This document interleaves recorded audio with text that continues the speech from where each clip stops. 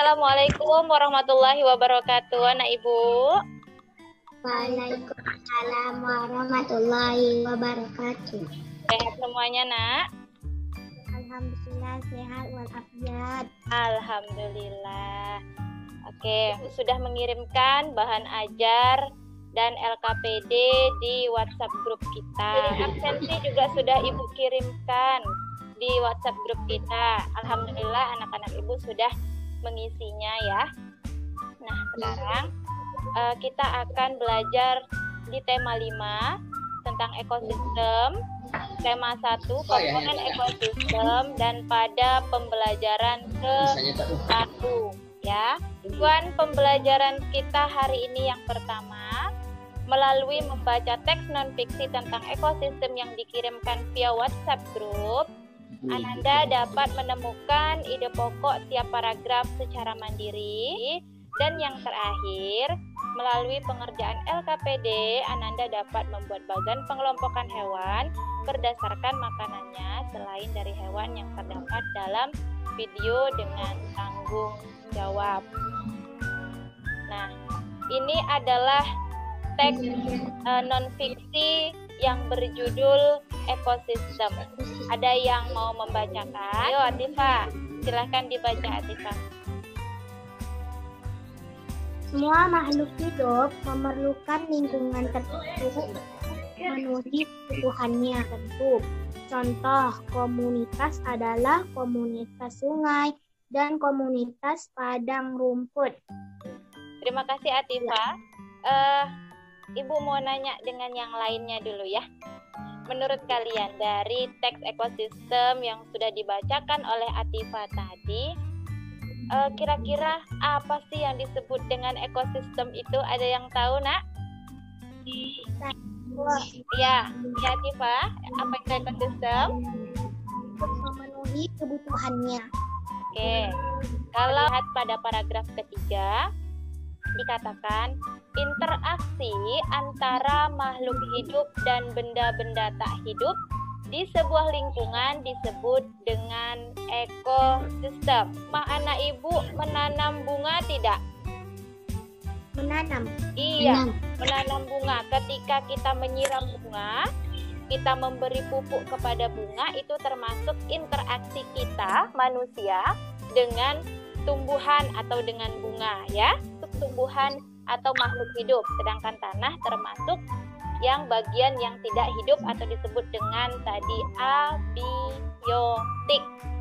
Dari gambar ini, apa saja kira-kira yang terdapat dalam suatu ekosistem itu?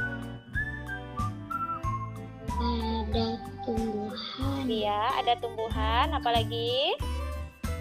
Ada hewan. Hewan, terus? Iya, tadi sudah disebutkan air. Nah, dalam suatu ekosistem itu ada sinar matahari, ya. Kemudian ada udara, O2, CO2, H2 ini termasuk dalam udara. Kemudian ada tanah, tadi anak Ibu sudah menyebutkan tanah. Kemudian ada hewan, ada tumbuhan, dan juga ada air. Ya. Ini adalah komponen-komponen atau hal-hal yang terdapat dalam sebuah ekosistem yang ada di gambar ini ya. Kemudian kita lanjutkan ke materi bahasa Indonesia tentang pengertian ide pokok. Apa yang harus kita lakukan pertama kali yaitu membaca seluruh kalimat dalam paragraf. Kemudian apalagi? Menandai kalimat awal, akhir, atau kalimat awal dan kalimat akhir paragraf. Ya, itu adalah cara menentukan pokok pikiran pada sebuah paragraf ya. Kemudian, ini tadi teks ekosistem yang dibacakan oleh Atifah ini dalam bahasa Indonesia disebut dengan teks non-fiksi. Apa sih teks non-fiksi itu? Nah, di sini Ibu akan menjelaskan. Teks non-fiksi itu adalah teks atau karangan yang dibuat atas dasar fakta atau hal yang benar-benar terjadi dalam kehidupan sehari-hari. Kalau misalnya cerita Kancil dan Buaya itu termasuk teks non fiksi atau bukan? Enggak. Tidak. Kenapa? Karena dongeng. Iya, karena cerita itu dongeng, hanya berupa teks non fiksi yang berjudul Banjir Bandang Sukabumi. Dari teks Banjir Bandang Sukabumi ini ada 4 paragraf. Kata dia, Banjir bandang Sukabumi. Banjir bandang di sekarang kita akan mencari ide pokoknya dari paragraf pertama. Kira-kira ide pokoknya yang mana? Dari kata apa sampai kata apa? banjir bandang wilayah Kabupaten Bogor dan Sukabumi yang terjadi pada Senin tanggal 21 bulan 9 akibat hujan lebat. Oke, ini dia. Banjir bandang. Nah, anak ibu sudah bisa mencari ide pokok dari setiap paragraf ya.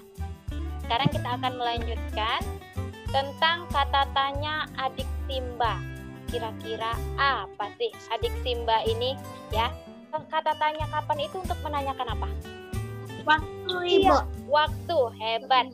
Sekarang dari kalimat dari teks non fiksi Banjir Bandang Sukabumi tadi, kita bisa membuat kata tanya kalimat tanya berdasarkan kata tanya adik Simba ya. Jadi dari teks non fiksi ini kita bisa mencari atau membuat 6 kalimat tanya berdasarkan kata tanya adik Simba tadi ya.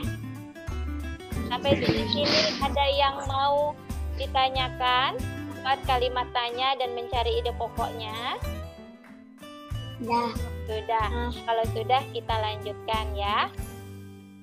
Tadi Ibu sudah memberikan LKPD pada kegiatan sebelum pembelajaran. Nanti Ananda cari ide pokoknya, kemudian dituliskan di kolom-kolom yang sudah disediakan pada LKPD. Tidak, kita lanjutkan ya. Nah, sekarang kita akan mengelompokkan hewan berdasarkan teks non-fiksi yang akan dibacakan. Ananda sekarang perhatikan dulu video pembelajaran yang akan Ibu putarkan ya.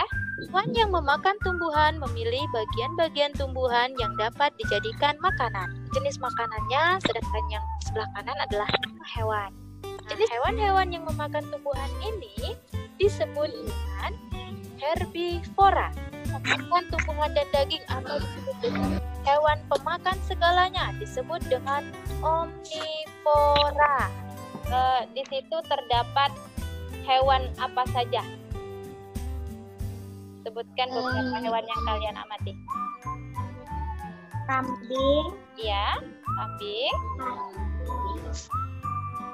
Nah, setelah pembelajaran yang sudah kita lewati, kita akan mengambil sebuah kesimpulan.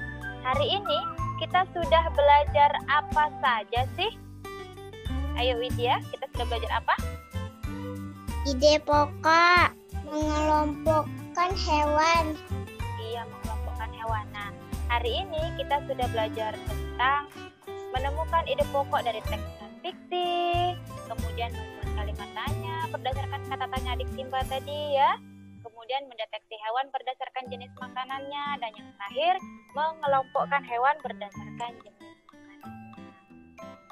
Nah, kegiatan kita hari ini Ibu sudahi sampai di sini dengan mengucapkan Alhamdulillahirabbil alamin. Anak Ibu tetap menjaga kesehatan, tidak keluar rumah jika tidak diperlukan ya, tetap memakai masker dan cuci tangan. Ibu akhiri dengan Assalamualaikum warahmatullahi wabarakatuh.